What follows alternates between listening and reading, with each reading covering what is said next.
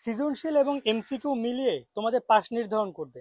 SSC এবং HSC শিক্ষার্থীদের জন্য এই সুখবরটা আমি দিচ্ছি এবং খুব শীঘ্রই এই ব্যাপারটা তোমরা বাস্তবিক অর্থে অথবা কাগজে কলমে প্রুফ পেতে যাচ্ছ। তোমাদের অগ্রিম সুখবরটা দিয়ে রাখছি। তবে প্রশ্ন হচ্ছে যে কবে থেকে এটা চালু হবে, এটা একটা জরুরি কোশ্চেন। যদি চলতি বছর থেকে চালু না হয় তাহলে অনেক শিক্ষার্থী তো ক্ষতিগ্রস্ত হবে। এইটা নিয়ে এখন কথা বলা। মূলত এই যে সৃজনশীল নৈবেদিক মিলিয়ে পাস, এটা কিন্তু 2016 সাল 17 সাল পর্যন্ত ছিল। অর্থাৎ আমরা যখন এসএসসি দিয়েছি 13-তে, এইচএসসি দিয়েছি 15-তে, তো তখন এই নিয়মগুলো ছিল। সৃজনশীল এমসিকিউ আমরা যে কোনো একটাতে ভালো করতাম, আরেকটা খারাপ হলো আমরা ওভারঅল পাস করে যেতাম বা ভালো রেজাল্ট করে ফেলতাম খুব অনায়াসে। একজন শিক্ষার্থী এখন সৃজনশীল অনেক ভালো করলে এমসিকিউতে সে 1 মার্কের জন্য ফেল, তার একটা বছর নষ্ট। তো এইটা একটা অমানবিক পর্যায়ে চলে গেছিল এবং এটা নিয়ে অনেক শিক্ষার্থীরা তীব্র প্রতিবাদ করছিল। গত কয়েক বছর এটা খুব বেশি প্রভাবিত করেনি, কারণ করোনা ভাইরাস ছিল, যার কারণে করোনার কারণে দেখা যায় যে অনেক শিক্ষার্থী অনেক অ্যাডভান্টেজ পাইছে বিভিন্ন ব্যাচ, এবং যার কারণে রেজাল্ট ভালো করেছে। কিন্তু চলতি বছর থেকে এই শিক্ষার্থীরা এটা নিয়ে দাবি করছিল যে সৃজনশীল এমসিকিউ আলাদা আলাদা পাস না দিয়ে একসাথে পাস দেওয়া হোক, আগের নিয়মটা ফেরত যাওয়া হোক। সর্বশেষ এ ব্যাপারে শিক্ষা মন্ত্রণালয়ের একটা সিগন্যাল পাওয়া গেছে, সেটা গ্রিন সিগন্যাল। তারা জানিয়েছে তারা এই ব্যাপারে কাজ করছে। শিক্ষা সংস্কার কমিশনের মাধ্যমে বিষয়টি মনে হয় সমাধান করা হবে। শিক্ষা সংস্কার কমিশন কি?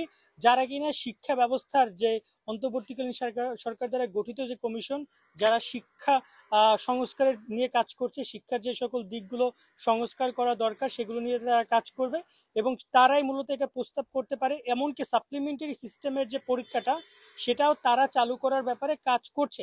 সাপ্লিমেন্টারি সিস্টেমটা কিন্তু চালু অলরেডি রয়েছে বিশ্ববিদ্যালয় পর্যায়ে, কিন্তু বর্তমানে এসএসসি এইচএসসি পর্যায়ে এটা যদি চালু করে, তাহলে অনেক শিক্ষার্থী যারা পরীক্ষা অংশগ্রহণ করতে পারে না অসুস্থতার কারণে, দুর্ঘটনার কারণে, অথবা দেখা যায় পরীক্ষা অংশগ্রহণ করার পরেও ফেল করছে, তারা এই জায়গাটাতে সাপ্লিমেন্টারি সিস্টেমটা তাদেরকে হেল্প করতে পারে এই পয়েন্ট এসে। আর তার সাথে একটা ব্যাপার হচ্ছে এই যে তোমাদের এইটা কবে থেকে চালু হতে পারে, এই কোশ্চেনটা অনেকেই করবা। তাদেরকে আমি জানাতে চাই এখন পর্যন্ত এই ব্যাপারে কোনো আপডেট তারা জানায় না যে তারা কবে থেকে এটা চালু করতে চায়। বাট গেস করতে পারছি যে চলতি বছর থেকে হয়তোবা এটা চালু করার পরিকল্পনা। কারণ একটাই যে এবারে শিক্ষার্থীরা এই বিষয়টা সবচেয়ে বেশি তুলে ধরেছে। 26-এর শিক্ষার্থীরা যারা 26 এসএসসি দিবে, 26 এইচএসসি দিবে, ওরা কিন্তু এখনো লাইমলাইটে আসেনি, ওদেরকে নিয়ে কথা হয়নি, ওরা এই আন্দোলন করেনি। এই আন্দোলন করেছে এসএসসি 25-এর শিক্ষার্থীরা, এই আন্দোলন করছে বা এটা নিয়ে কথা বলছে এইচএসসি 25-এর শিক্ষার্থীরা। তো 25 থেকে এটা চালু করার মানে পরিকল্পনা তাদের করা উচিত। কারণ এছাড়া যদি তারা 25কে স্কিপ করে 26 থেকে চালু করে, তখন কিন্তু দেখা যায় যে অলমোস্ট এই যে 25-এ প্রায় 19 লাখ বা 20 লাখ এসএসসি পরীক্ষার্থী, 12 লাখ এসএসসি পরীক্ষার্থী, মানে প্রায় 32 লাখ শিক্ষার্থী এই একটা সিদ্ধান্তের বঞ্চিত হবে, এবং অনেক শিক্ষার্থী ফেল করবে এই একটা সিদ্ধান্তের কারণে। সো যদি এই নিয়মটা চালু করা, আমার মনে হয় এবছর থেকে চালু করা যেতে পারে। এটা হয়তো বা এই আপডেটটা তোমরা কবে জানতে পারবা, সেটা হচ্ছে ঈদের পরে তোমাদের এই আপডেট সম্পর্কে একদম পুরোপুরি এক্সপ্লেইন তারা হয়তো বা করতে পারে।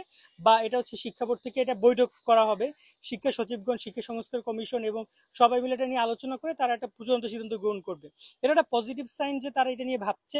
এবং দেখো, আমার মূল কথা হচ্ছে কি, শিক্ষার্থীরা কি চায়, এটা আসলে আন্দোলন করতে হবে কেন? এটা উচিত হবে তাদের যে আন্দোলন করার আগে শিক্ষা বোর্ড বা শিক্ষা মন্ত্রণালয় বা যারা এটা নিয়ে কাজ করে তাদের বুঝে ফেলা যে শিক্ষার্থী আসলে এটা চায়। এখন এইটা যতদিন না পর্যন্ত হবে ততদিন দেশের সংস্কার হবে না। এখন কে কার দাবি, ওই উল্টোপাল্টা দাবি নিয়ে শিক্ষা বোর্ডের কাছে যাচ্ছে, শিক্ষা মন্ত্রণালয়ের কাছে যাচ্ছে, সেটা মেনে নিচ্ছে, কিন্তু এইগুলো যে যৌক্তিক দাবি এগুলো কিন্তু তারা মানছে না। এটা খুবই বলা যায় যে এক প্রকার একটা বাজে দিক, এবং শিক্ষা মন্ত্রণালয় উচিত এই বিষয় নিয়ে চিন্তা ভাবনা করা। খুব শীঘ্রই তোমরা জানতে পারবা বাকি বিষয়গুলো। আজকের মতো ভিডিও আমরা এখানে শেষ করছি। আমি মূলত ঢাকার বাইরে, আপাতত ঢাকার বাইরে থেকে এরকম ভিডিও তোমরা পাবা, টুকটাক ছোট ছোট আপডেট যেগুলো আসে। আর কোরবানির পরে যখন এলাকায় যাব, ঢাকায় যাব, তখন স্টুডিওতে ভিডিওগুলো পাবা। সকলে দোয়া করবা আমার জন্য, তোমাদের সকলের জন্য দোয়া রইলো। আল্লাহ হাফেজ।